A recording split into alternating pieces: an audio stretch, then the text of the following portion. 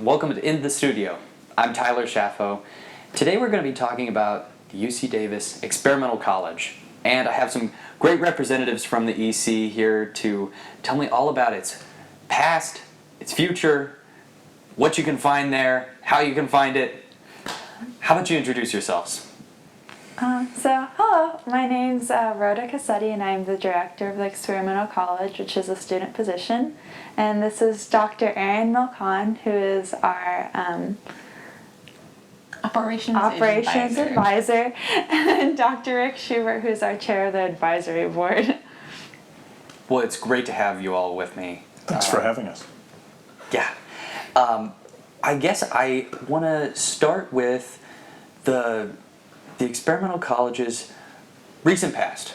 Might have heard about things that have been changing with the people in the community. I mean, might have heard about things that have been changing with the experimental college, and I'd like to hear from you all about what's been going on. What's been happening?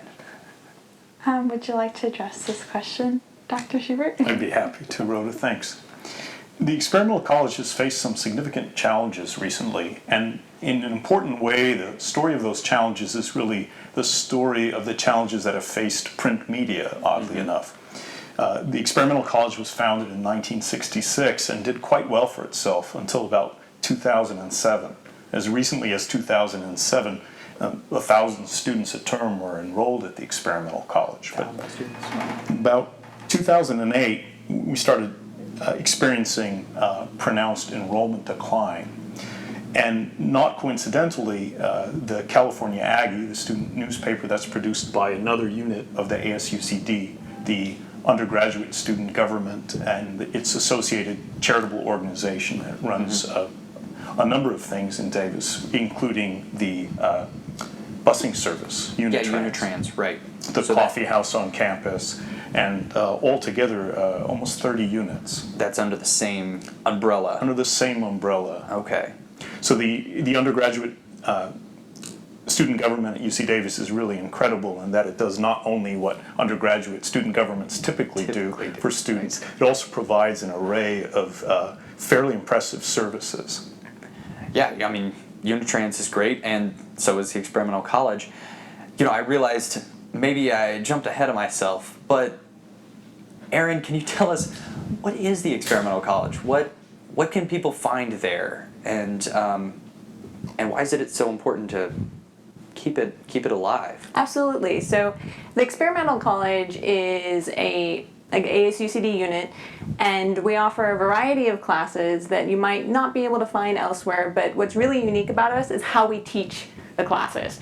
So even though you maybe some of the classes there's a little repetition, our motto is education in its most profound sense is personal growth. So the approach to teaching the classes is very personal, we're not just interested in, can you get stronger physically or can you master the GRE? We're really worried about, can you grow as a person while you take our classes?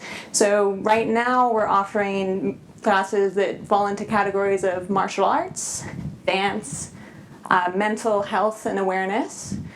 We also have some language courses and some music courses for this summer session. I think that personal growth mission statement, another thing that's reflected in is the kind of students that you all serve, which is not just college students, but also people in the broader Davis community, right? That's correct. Experimental college students include not just the undergraduates that it's our primary mission to serve, but also graduate students, faculty, staff on campus, and the broader Davis community. One of the things that I firmly believe gives the Experimental College the value to undergraduates that it does provide is this mix of students. The Experimental College is a rare place where undergraduates can engage in a natural way with their professors or their teaching assistants or professionals in the community. And those of us who are on the other side of the desk, professors, have the opportunity to engage with students in a less constrained environment than we ordinarily do so. Right. So you teach a class. I do. I've also been a student at the Experimental College. And you've been a student at the Experimental College. So like you said, know both sides of the desk. But your class is definitely one where people can't have like boundaries between, right? Because I teach Hapkido, which is a Korean martial art. And I've been doing that at the Experimental College for 20 years now. wow, that's incredible. I mean, that's a real commitment to an institution like the Experimental College. The Experimental College is an amazing place, and I believe in it really strongly. You must. The particular mix of students that I have, the community that I see forming around those students is rather unique, and I haven't seen anything like it anyplace else. That's incredible. A lot of repeat students. A lot of. Yes. You said a community that forms around it. Quite right. Some of my students have been with me at the Experimental College for, I think the longest training students now have been with me for 17 years. Almost the entire time that I've been teaching at the Experimental College. That's incredible. He or she must be very good at Hapkido at this Yes, point. it comes with time and practice. But it's a joy to have that mix of people who've been there 17 years and people who are just starting today. Yeah, that's incredible. Rhoda, I want to ask you, how did you get involved with the Experimental College, and what is it that in your involvement entails? So I began actually as a student to Dr. Schubert. I took his Hapkido class starting fall quarter of my freshman year, which was 2012. And I really enjoyed it, and I've been participating in it ever since. And when the Experimental College had the position available, I applied and I got it, and I'm really happy because I really want to see the EC grow and expand and to continue for many more years. So let's talk about that growth and expansion of the EC, coming out of some financial troubles. You mentioned 2008. That was where we had brought the story to. Yes, exactly. And so there were financial troubles with the student government and things, and now I'm taking it that you're pulling through. We are. We've actually done quite well. Erin, do you want to talk about spring quarter enrollments in our post-reorganization pilot? Sure. So, and just to give a little bit of a reference, in fall of 2013, so that's before we closed for a quarter, we had about 181 students, and when we reopened in the spring, we had 140. And we had made some projections for how much revenue we would make for spring, and we actually beat them by 160%. So we met our projections and then got 60% more of what we thought we would. So we've been doing really well, and we've already exceeded our projection for this summer, even though summer sessions 2 just barely started, which was very exciting. And we have 90 students for summer session 1 was the last number I checked. That's awesome. And I imagine usually summer. Yes, absolutely. Right. Because anybody who lives in Davis knows that this town is a ghost town in the Yes. summer. So the restructuring, what did that sort of entail? Did it involve mostly things on the administrative side, or was it also things that students will notice as differences? The restructuring was organizational and operational. I was saying earlier that the story of the Experimental College's challenges was really the story of print media decline. From 1966 until about 2007, the Experimental College's approach to marketing itself, which was to produce print course catalogs as inserts in Aggie, worked amazingly well. But as we know, fewer people are reading the newspaper while they're queuing in line for their latte these days. So the marketing approach simply became ineffective. And unfortunately, the Experimental College's response was to stop producing print catalogs and not to do anything else instead. And that's what led to the really acute financial crisis. Right. From 1,000 students down to, as Dr. Melcon was saying, 180 some odd for fall 2013. So what we were able to do during winter quarter, with the help of the advisory board, which was newly formed in fall 2013, was overhaul the Experimental College's marketing approach to bring it into the 21st century. So that's really what the public is going to notice is a different marketing approach. Exactly. I think one of the things the public will really experience as salient is that up until fall 2013, in order to register for an experimental college class, someone had to walk across campus, find the experimental college office, go into the office, fill out a piece of paper, and hand over cash or check, no credit cards accepted. Wow. And now all someone has to do is go to the experimental college's fully functional website and register online. So there's an incredible difference in convenience. There's an incredible difference in the ease with which someone can find our catalog. And there's a greater ease in payment as well, as we're now accepting credit card payments online. I mean, that's a huge difference. Yes, it is. That's a huge difference. I don't know, even some like myself, and I've been, talking with you all for a little while. I would love to do an experimental college class. I don't know if I'd walk across town, which is that's just me being honest. Sure. I probably should. Probably would be better for my personal health. Yeah, so you have a website which I've been on and is awesome and works great on phones as well. Does. Dr. Melcon's been heavily involved in that and done a great I job. got the sense that one of you was sweated a lot about that. And what is that website? It's ecollege.ucdavis.edu. So no www, just ecollege.ucdavis.edu. Find it on the bottom. Exactly. Wonderful. Great. Well, it sounds like the future is very bright, and there's lots of classes available, and people need to just run out and do it. Are you still taking the Hapkido class? I am still enrolled, and I really enjoy it. I think as a student, it's really helped me in that it helps get my mind off of my studies. I mean, I should have my mind on my studies, but it's a good way to relax and de-stress, and it's a productive way to relax.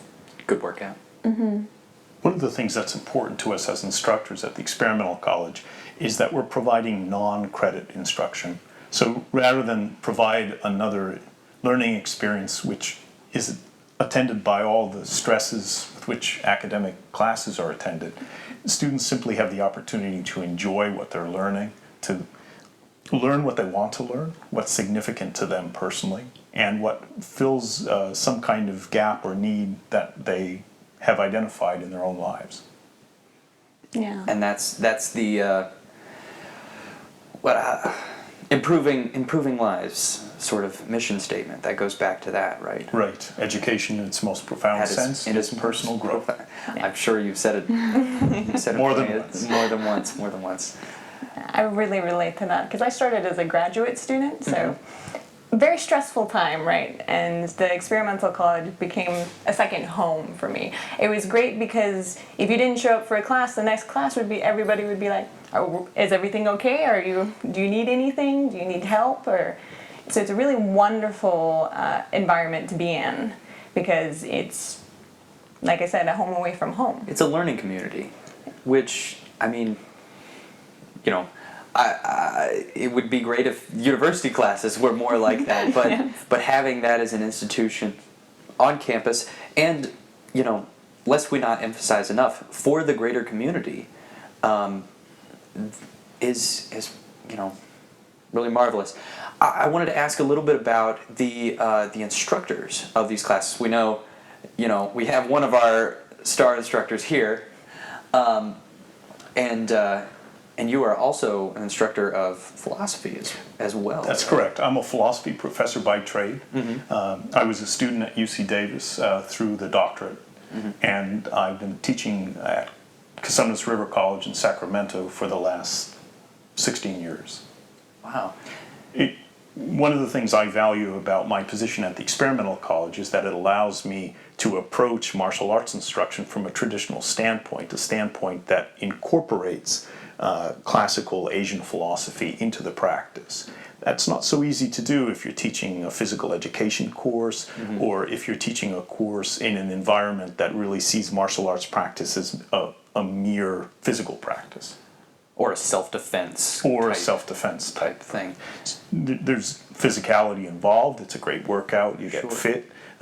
It's certainly useful for self-defense. But as I see it, that's part, not the whole, of the practice when it's approached Absolutely. from an appropriate traditional standpoint. So as an instructor, your syllabus can be more varied. You can explore different areas of your given subject matter that maybe a traditional environment would be restrictive. Correct. And I can do so in a way that's dynamically responsive to my students. And a really important thing, I think, to emphasize about the experimental college is that the experimental college seeks out its instructors on the basis of expressed student interest. So some of us have been teaching for the experimental college a long time because there's been interest in our teaching for a long time. The experimental college also goes out into the community and looks for people that are willing to offer classes that students have expressed interest in. In the fall, the experimental college supported a Blackboard campaign on campus that was really about giving passers-by the opportunity to express their interests in courses. First of all, to see how those interests map what we were already offering, but in some sense, more importantly, to allow people to tell us what they wanted to learn, which we weren't already providing them with the opportunity to learn. This is so awesome. So what was the most surprising suggestion that you all got? Was there something that stood out that, I really want to take classes in calligraphy. I don't know. The Blackboard was really cool in that it was very varied. There was some very silly responses and there were some As it serious will be, responses. I think right now what we're kind of interested in looking for are like yoga instructors. Also like music classes. We do have a guitar and piano right now, but maybe something more interesting or different like a ukulele or just Banjo came up on the banjo. Blackboard. I think it was on there too. I would totally take a banjo class. It's just Sounds great. anything that the students are really interested in that is kind of different that wouldn't be offered or easy to find somewhere else. I think in the past we've offered things like personal finance classes, which are extremely useful, and for a college student just coming to Davis, even more useful. But you can't really find those anywhere else that I've seen. In the fall, we'll be offering our DJing course again, Groove University, which is taught by an incredible DJ Destiny, aka Mike Cagley, who has a great national reputation, has worked with some leading bands, and does a spectacular job offering students the opportunity to learn something that it's really difficult to get access to learning in a traditional university environment, and in fact, even outside the university environment. Yeah, those are areas where you kind of have to find your own path, and the experimental college can maybe give you an entree into those worlds. That's really fascinating. And so GJ University, that's a return class that's been offered before. Correct. What's going to be new in the fall? At present, I don't think we're going to have new offerings for fall. Nothing new. Okay, that's fine. The EC has atrophied in recent years, and our first step is to get back to where we were. We're very open to offering new classes, but there's another layer to that process. It's, for reasons that are probably obvious, easier to bring back people we've already vetted and whose classes we already know were successful. Right. So other than the Blackboard campaign, is there a petitioning system for, I'm a student on UC Davis campus, I'd really like to take a ukulele class. I wish that existed somewhere in the world. Could I get, sort of like a prop system where I could go around and get 100 friends and could all say, let's take ukulele. That's actually something we were thinking about adding to the current website. So the website is great and we're continuing to develop it, but that was something we were thinking about adding, like what classes would you like to see? And then, the more responses we get for a particular class, we might try and go find the instructor for that particular genre. So sometimes, does it usually work that you find a good instructor and then start to sort of promote a class, or there's demand for a class and then you find an instructor? Historically, it's really worked both ways. It's gone both ways. Great. Yeah. And and so the instructors, mostly they're coming from the community. Is there an opportunity for student instructors? There is an opportunity. We do have an application online, and anyone is able to apply.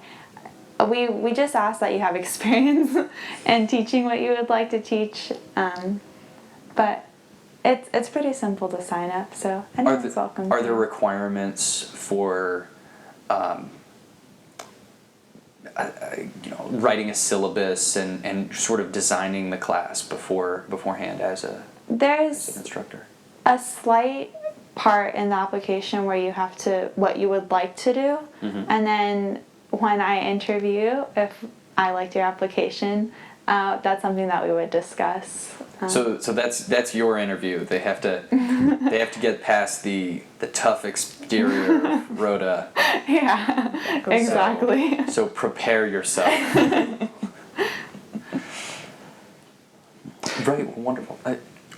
I think one of the strengths of the experimental college class offerings is that there are classes offered by people like me who are career professional instructors who've been teaching for many, many years, and there are classes by folks who are just getting started. And as instructor bios are posted along with course descriptions online, students can really select the environment that they're interested in. Some people are simply more comfortable in what's effectively a peer-to-peer learning environment, and other folks prefer a more experienced and better trained instructor. Right. Yeah, I'm familiar with the experimental college at Tufts University. I'm familiar with that, and the way that worked was, it was as much a learning opportunity for students and community members that were at times first-time teachers, or at times professors or professionals that were getting a chance to experiment with different kinds of pedagogy, and also it was an experience from the student side of experiencing a different kind of class. Right. And so it was kind of everybody got a chance to do something new and different.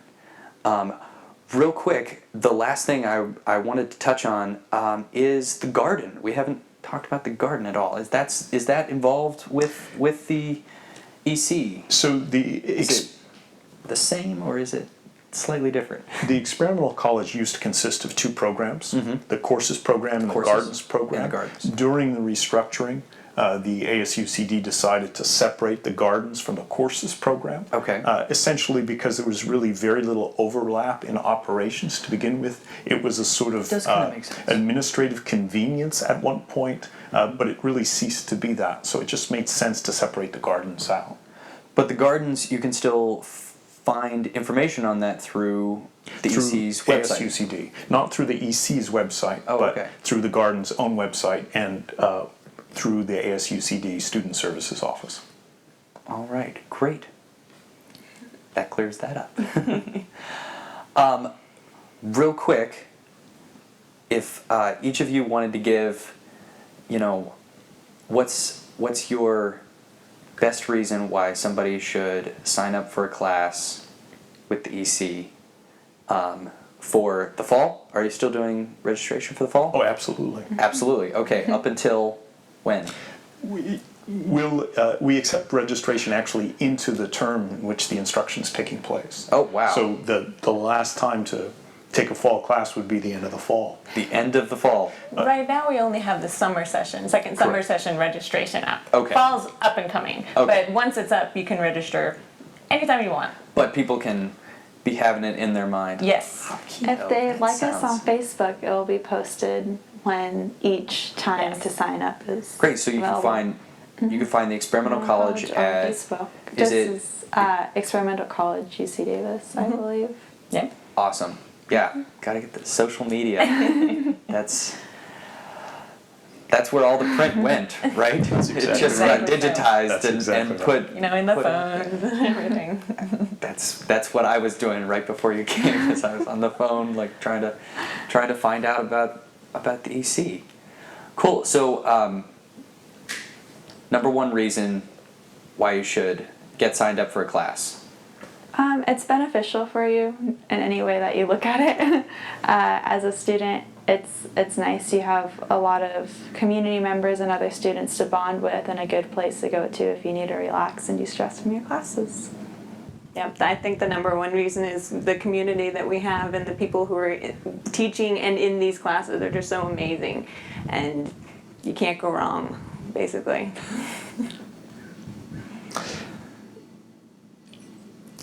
You know, the community really is what differentiates the experimental college. But I'll say, because education in its most profound sense is personal growth. He's said this before, I know. All right. Well, you heard it right from the couch here in the studio. Thanks so much for tuning in. Go sign up for a class. I'm Tyler Shaffo, and this has been In the Studio. Thank you.